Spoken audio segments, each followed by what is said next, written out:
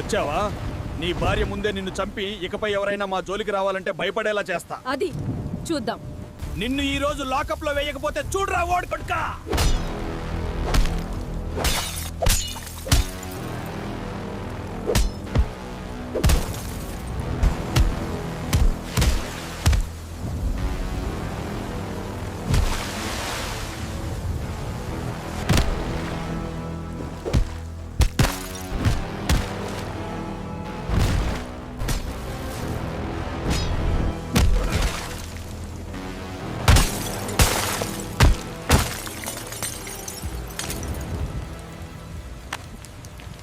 మా అన్న వచ్చాడంటే ఈ స్టేషన్ ఉండదు, మీరు ఉండరు. నీ అన్నను నీకే తోడుగా తీసుకురాస్తా.